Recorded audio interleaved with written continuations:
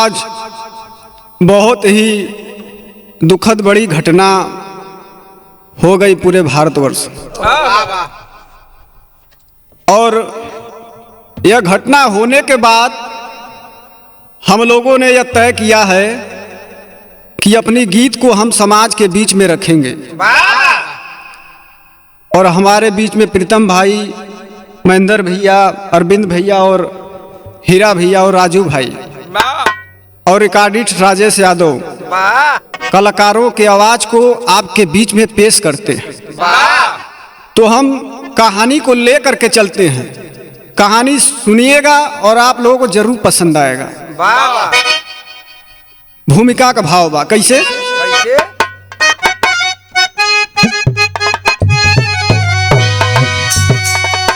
22 अप्रैल की बेला खून खेला, खून का खेला, घटना हुई है ऐसी हिल गए हिंदुस्तान।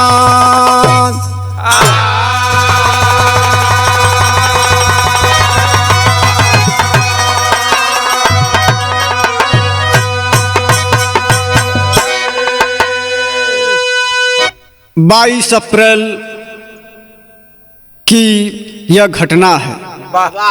कवि प्यारेलाल गुरुजी अपनी कलम से लिख दिए और मैं पाकिस्तान को बताना चाहता हूं।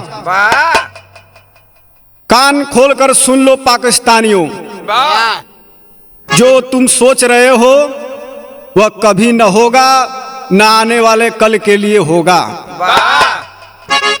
तुमको यह मालूम होना चाहिए कि यह भारत की भूमि है।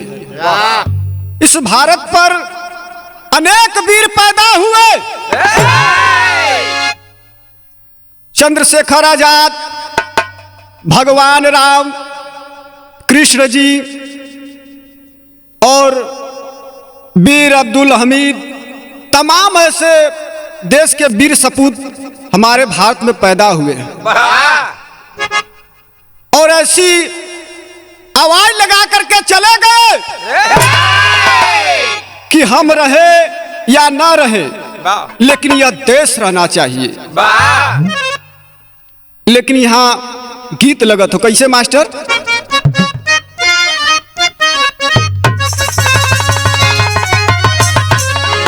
कचौड़ी गल्ली सुन कैला बलमू, सुन कैला बलमू, हो सुन कैला बलमू की कचौड़ी गल्ली सुन कैला बलमू। अरे मिर्जापुर के कैला गुलाजार हो, कचौड़ी गल्ली सुन कैला बलमू।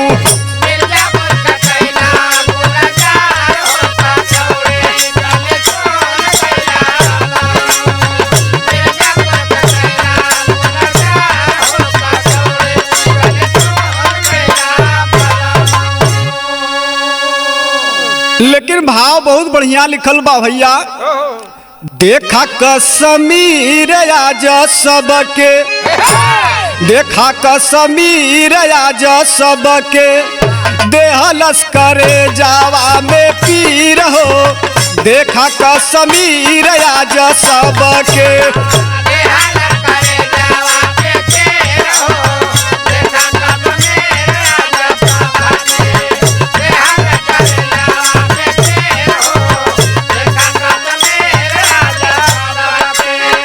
हिल गयल सुन के शरीर हो।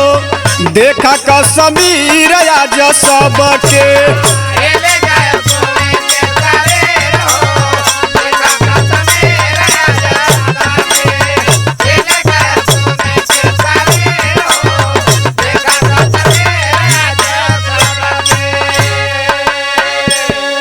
यह घटना से पूरा हिंदुस्तान हिल गया।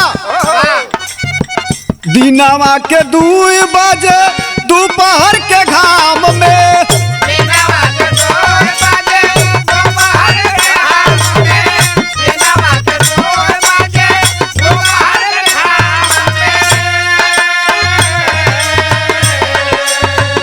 घूम गईला लोग देखा कश्मीर आज सबके, देखा कश्मीर आज सबके, अखिया में नाचे तस्वीर हो, देखा कश्मीर आज सबके।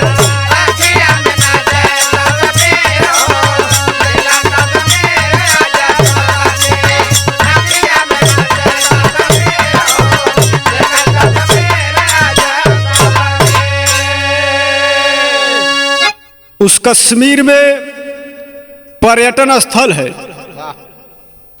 अपना छुट्टी मनाने के लिए वहां पर गए हैं।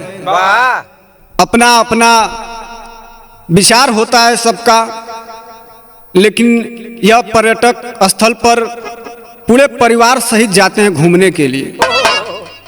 लेकिन यहाँ गीत लगा तो कैसे?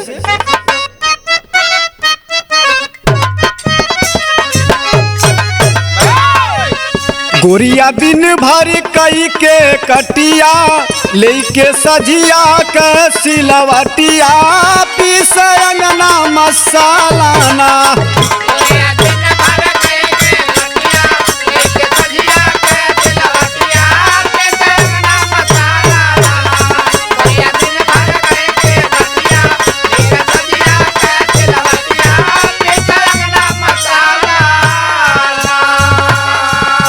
लेकिन भाव लगल कैसे? घूम मंजूनाथ जी अइले, पल्लवी संग में अपने लैले, वही कश्मीर सिवनियाना।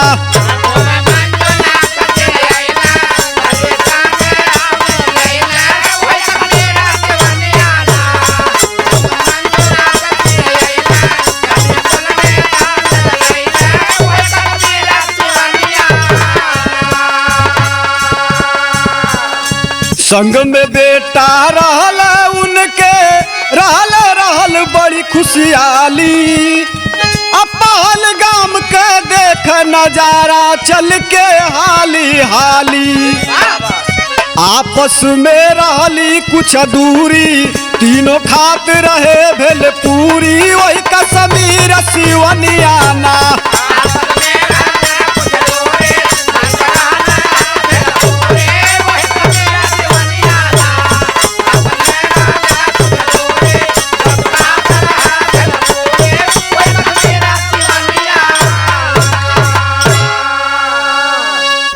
ए भैया, वही समय मंजूनाथ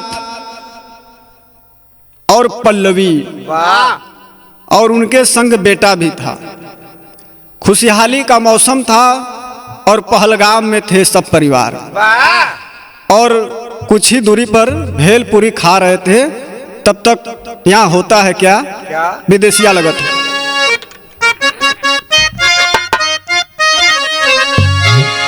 सब मुस्कुराता रहल, भेल पूरी खाता रहल, 22 पड़ल रहल ठीक दोपहरिया।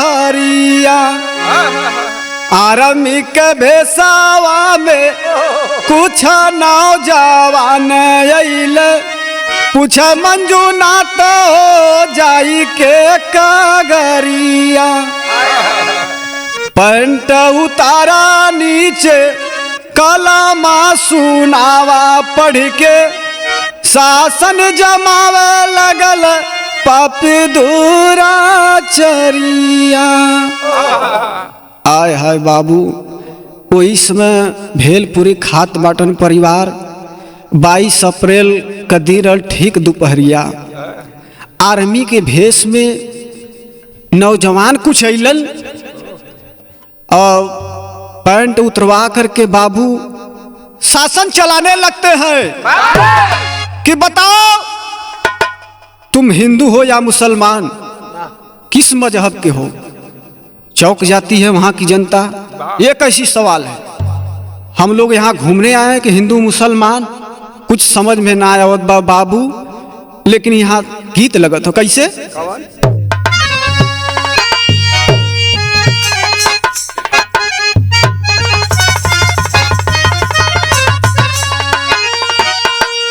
अरे मार के कर जावा में, हाँ चोट गोरिया, हाँ चोट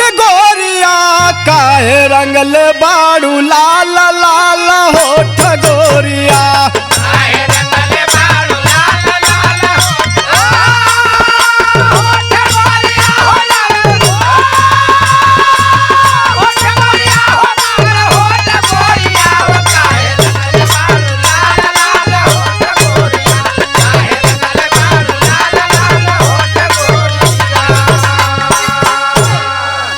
लेकिन भाव लगत बा कैसे? हिंदू काले पर तेवर चढ़ाई ले हला हो चढ़ाई ले हला गोलियां मार पापी खो पड़ी उड़ाई दे हला।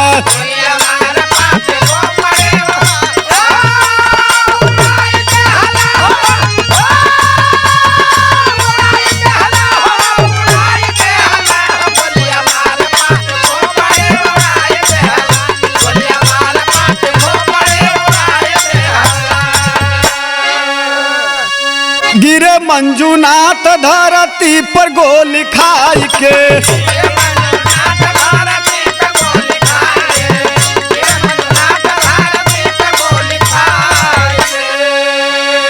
रोवन लगी पल्लवी होया सिया गिराई के।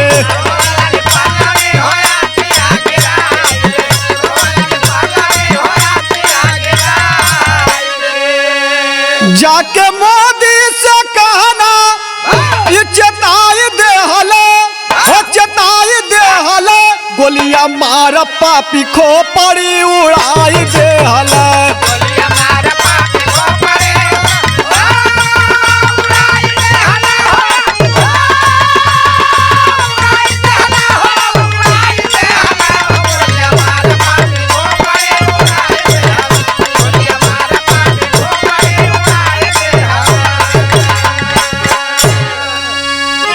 वही समय पहुंचल हुअन मंजूनाथ।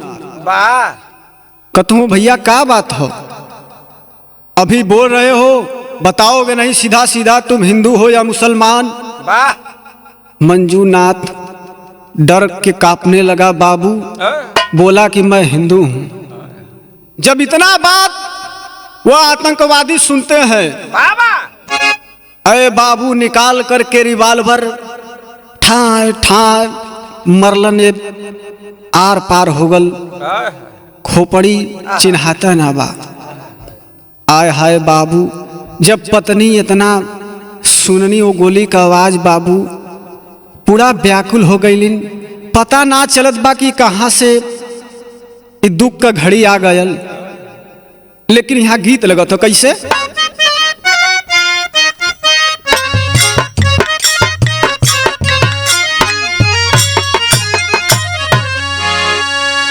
माई कहली बेटी नियरे बियाह हो, बाबू कहला बड़ी दूर हो। माई कहली बेटी नियरे बियाह हो, बाबू कहला बड़ी दूर हो। लेकिन भाव लगल कैसे? हथवा के जोरी रोवा पल्लवी माया नावा हो, लेहला से नूरवा हमार छीना हो। हथवा के जोरी रोवा पल्लवी माया नावा हो, लेहला से नूरवा हमार छीना हो। के करे सारे अब जिया बजीनी गिया के तड़पे बेचारी जैसे मीना हो।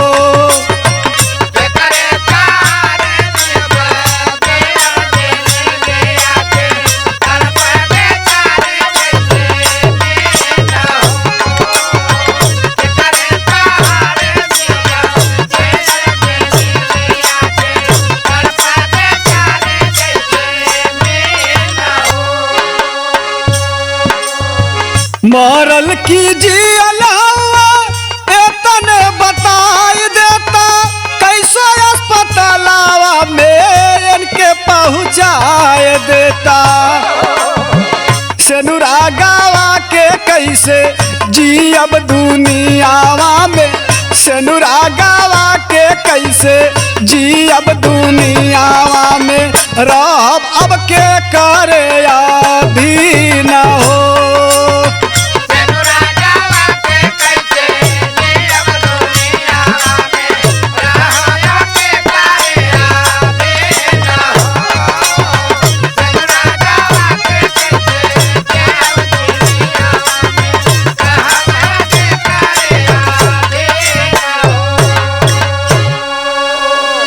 आय हाय बाबू, पल्लवी रोने लगी कि हमार सैया का भल हो, सैया के हमरे अब ही तो हमने हंस हंस के खात रलिए जा। आय हाय बाबू, कैसो पता लगौता कि हमरे सैया का प्राण बचल बा कि जियत बाणन हो बाबू। जैसे मछली पानी बिना बाबू तड़पड़ाले वैसे पल्लवी अपने पति के बिना तड़पड़ात बा। आय हाय देखाओ पापिन के, आतंकवादी मारने के लिए मार तो देते हैं लेकिन उनके सीने में जरा सा भी दया नहीं होता है। उस दिल से पूछो, उस बेटा से पूछो, उस माँ से पूछो और पिता से पूछो और बाप से पूछो कि जिसका बेटा खत्म हो जाता है, पिता खत्म हो जाता है, उसके दिल पर कैसा बीतता है। तब यहाँ टेरी लगत हो।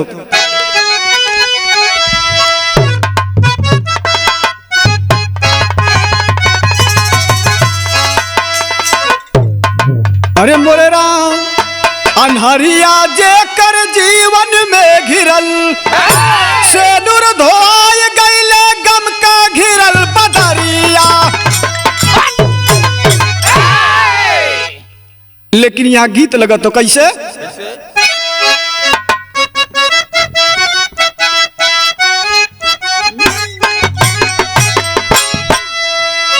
पिया परदेश गईल तार लागो टोपिया में।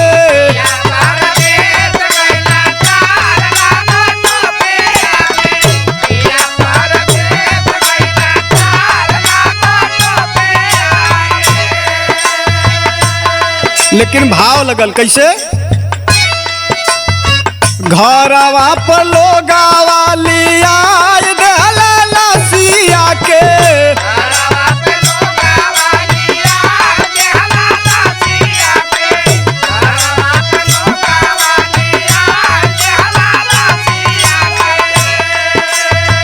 पूरे परिवार के देखाई देला लसिया के। पूरे परिवार के देखाई देला लसिया के। घरवा पर लोगावा लिया देला लसिया के।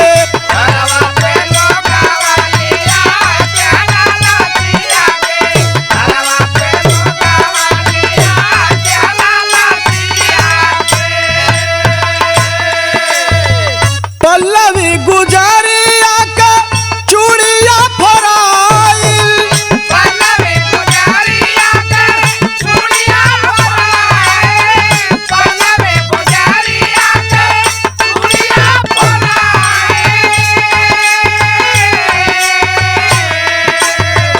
पनिया गिराल के मंगिया धोइल।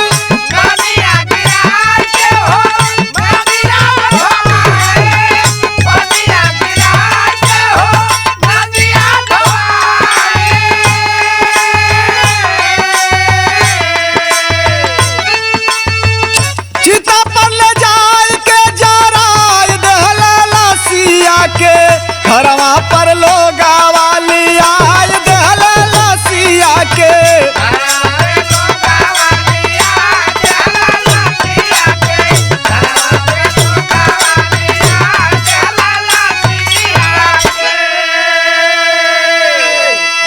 अरे बाबू, लाश गांव में आ जाती है, पूरे गांव के लोग इकट्ठा होते हैं। कोई अलगे रोवत बा, कोई अलगे रोवत बा। पल्लवी का मांग बाबू वही पानी से धोआए लगा। हाथे कचुड़िया फूट गल हो बाबू। एक विधवा के जिंदगी का होला, एक विधवा से जाके पूछा। आय हाय बाबू, आतंकवादी मार देते हैं लेकिन उनको जरा से भी दया नहीं होता है। अगर जरा से भी दया होता तो पाकिस्तान हिंदुस्तान में आज एकता रहती, लेकिन यहां पहपट लगा। तो कैसे?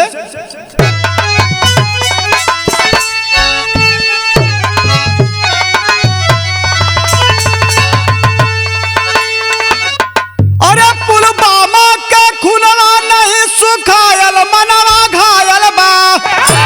अब पहलगाम के घटना या सुनायल मनवा घायल बा।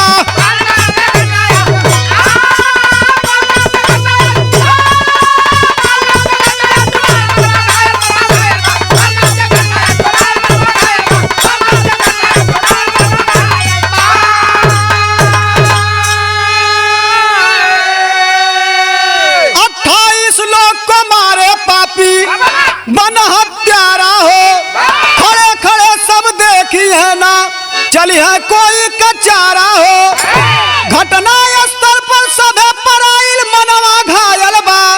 और सुन के हादसा हिंदुस्तान दुखायल मनवा घायल बा।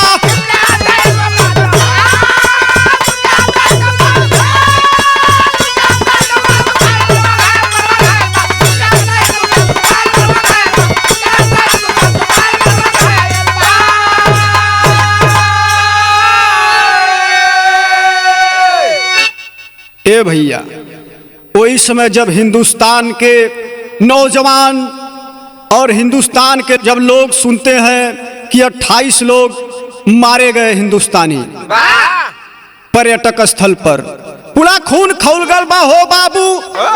बच्चा बच्चा आक्रोश में हो गया।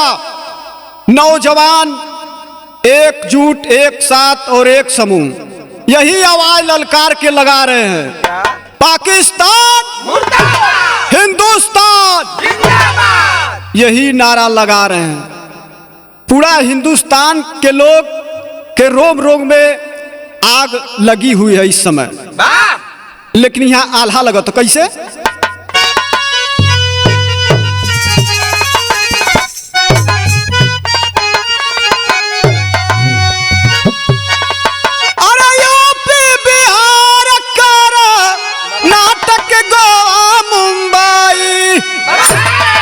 जगह जगह से आइले लोग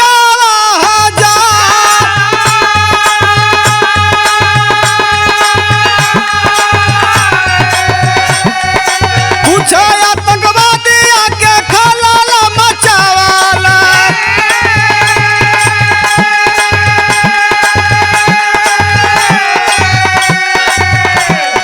निर्दोषी बेचारन के देहला उमार।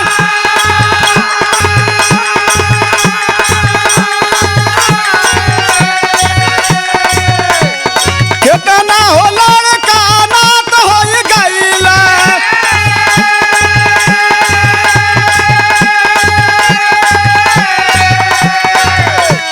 कितने माई बाप के हो टूटल आधार।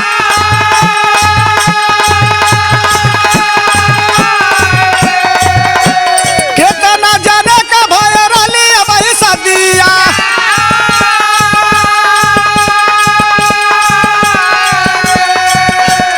मात्र कुछ देर में ही उजड़ल परिवार।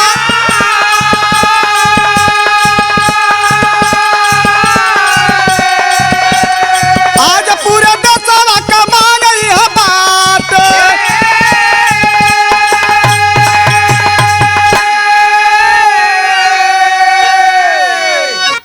ए बाबू, यूपी, बिहार, कर्नाटक, गोवा, मुंबई, जगह जगह से लोग पर्यटक स्थल पर घूमने के लिए पहुंचे। कुछ आतंकवादी हमला कर देते हैं और हमला होने के बाद 28 लोग मारे जाते हैं। समझ में नहीं आता है कि कहां से आतंकवादी आ गए। अभी तो सब कुछ ठीक चल रहा था, सब लोग ऊपर थे और आतंकवादी नीचे खलबली मचाए हुए थे। और ऊपर से जब नीचे गए वहां के लोग तो पूछा कि क्या हो रहा है यहाँ पर। इतने में आतंकवादी सारे लोगों को तड़ातड़ AK-47 निकाल करके फायर करने लगे, तर तर हिंदुओं को भून डाले। अरे बाबू, कोई का लइका मरगल हो बाबू, कोई का मंगिया धोआगल बाबू, कोई का बेटवा बिछड़ गयल। आय हाय बाबू, आज पूरा हिंदुस्तान शोक में डूब गल बा। तब खड़ी लगत है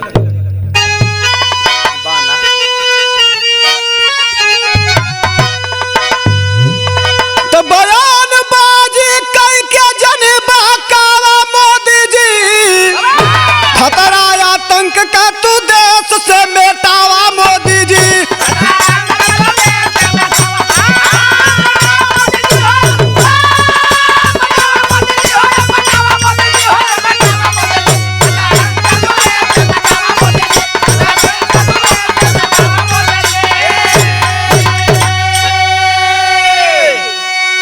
सारे हिंदुस्तानियों की यही आवाज है मोदी जी से कि इस खतरा को टाला जाए और हमारे नौजवानों को छुट्टा छोड़ दिया जाए। कि जैसे आतंकवादियों ने हमारे निर्दोष 28 लोगों को मारा है, ठीक उसी तरह पाकिस्तान के घर में घुस करके यह नौजवान जाकर के मारेंगे। जैसे ओसामा बिन लादेन को मारे थे अमेरिका के नौजवान, वही हाल होगा अब इस तरह भारत के नौजवान जाकर के पाकिस्तानियों के आतंकवादियों को सबक सिखाएंगे कि आज के बाद ऐसा मत करना। तब छोड़गा छुट्टा फौज के सब वीर जाके मरी है, होता आतंकियन के जाय के उजारी है। खूनमा का बदला खूनमा से चुकावा मोदी जी, तो खतरा आतंक का तू देश से मिटावा मोदी जी।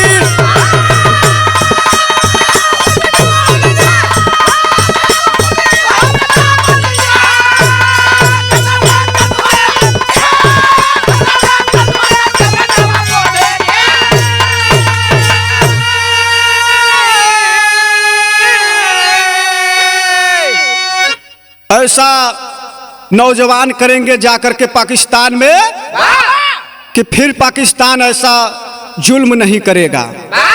रूह कांप जाएगी पाकिस्तानियों की। भारत से पंगा मत लेना, क्योंकि यह भारत वीरों की धरती है। कहनाम है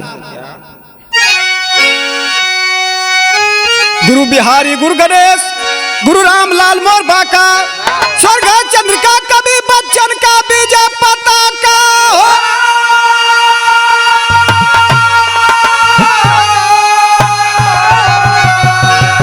अनहरिया जकर जीवन में घिरल,